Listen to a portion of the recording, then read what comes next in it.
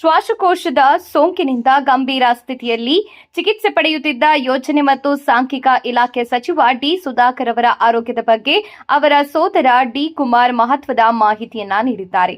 ಸಚಿವರ ಆರೋಗ್ಯದಲ್ಲಿ ಚೇತರಿಕೆ ಕಂಡುಬಂದಿದ್ದು ಅವರಿಗೆ ಪ್ರಜ್ಞೆ ಬಂದಿದೆ. ಕಣ್ಣು ಬಿಟ್ಟು ನೋಡಿರುವ ಸುಧಾಕರ್ ಅವರು ಶೀಘ್ರದಲ್ಲೇ ಸಂಪೂರ್ಣ ಗುಣಮುಖರಾಗುವ ವಿಶ್ವಾಸ ಇದೆ ಎಂದು ಡಿ ಕುಮಾರ್ ತಿಳಿಸಿದ್ದಾರೆ.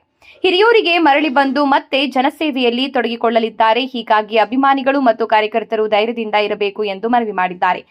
ಮೊಣಕಾಲು ಶಸ್ತ್ರಚಿಕಿತ್ಸೆಗಾಗಿ ಬೆಂಗಳೂರಿನ ಮಣಿಪಾಲ್ ಆಸ್ಪತ್ರೆಗೆ ದಾಖಲಾಗಿದ್ದ ಸಚಿವ ಸುಧಾಕರ್ ಅವರಿಗೆ ಆಪರೇಷನ್ ಬಳಿಕ ಶ್ವಾಸಕೋಶದಲ್ಲಿ ಸೋಂಕು ಕಾಣಿಸಿಕೊಂಡ ಹಿನ್ನೆಲೆ ಹೆಚ್ಚಿನ ಚಿಕಿತ್ಸೆಗೆ ಕಿಮ್ಸ್ ಆಸ್ಪತ್ರೆಗೆ ಸ್ಥಳಾಂತರಿಸಲಾಗಿತ್ತು. ಸಚಿವರ ಆರೋಗ್ಯದ ಬಗ್ಗೆ ಪ್ರತಿಕ್ರಿಯಿಸುತ್ತಿದ್ದ ಕಿಮ್ಸ್ ಆಸ್ಪತ್ರೆಯ ಶ್ವಾಸಕೋಶದ ಕಸಿ ತಜ್ಞ ವೈದ್ಯ ಮಂಜುನಾಥ್, ಶ್ವಾಸಕೋಶದ ಸೋಂಕಿನಿಂದ ಹಿನ್ನೆಲೆಯಲ್ಲಿ ತಜ್ಞ ವೈದ್ಯಕೀಯ ತಂಡದಿಂದ ಚಿಕಿತ್ಸೆ ಮುಂದುವರೆದಿದೆ ಎಂದು ತಿಳಿಸಿದ್ದಾರೆ.